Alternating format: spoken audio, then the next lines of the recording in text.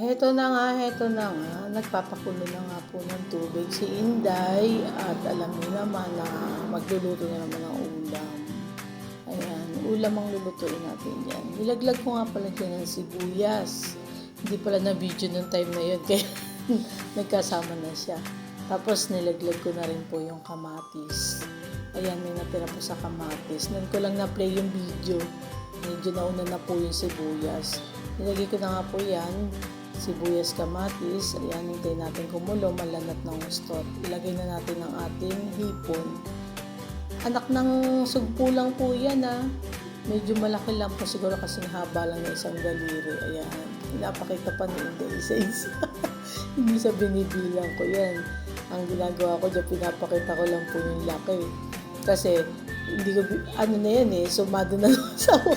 Tigli-5 piraso kami. 5 kami sa bahay. Nabili niya lang yan ng 150. Bali yan nga. Opo, tama kayo. 150. Narinig nyo, 150 lang po ang pagkakabili dyan sa hipon na yan. Malalaki na rin tsaka mura na rin po.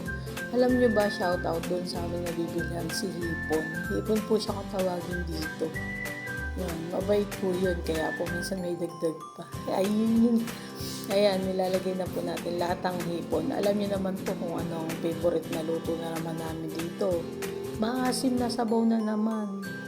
Favorite ng mga bata kasi yung may mga pampaasim. Maasim na sabaw.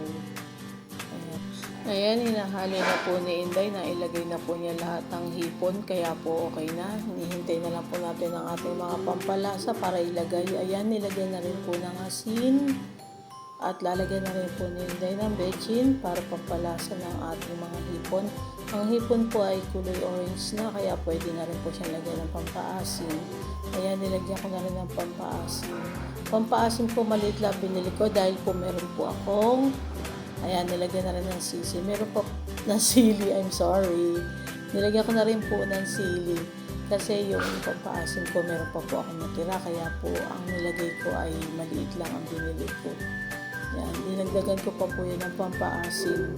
Tapos po, parang kulang sa sabaw, ayan, dinagdagan pa natin na 1 basong tubig. Kulang kasi sa sabaw, gusto ng mga bata ay masabaw. Ayan, nilagay ko na rin po ang ating kangkong. Ang ating kangkong ay kaunti lang dahil hindi masyado nagugulay ang mga bata. Oh my God! Ang nagugulay lang siguro yung aking pangalawa. Minsan lang makakain. Ayan, nilagay ko na rin po ang ating kangkong. Okay na siya. Hintayin na lang natin siyang kumulo. At pag kumulo ay medyo hinaan lang natin saglit ng apoy. Ayan, dinagdagan pa. Pero yun yung 1 basong tubig. Ayan, hintayin na lang natin siyang kumulo. Tapos maya init na lang po natin kasi naglalaba pa si Inday. Ayan, thank you po. Thank you for watching. Okay na po, luto na po. Salamat.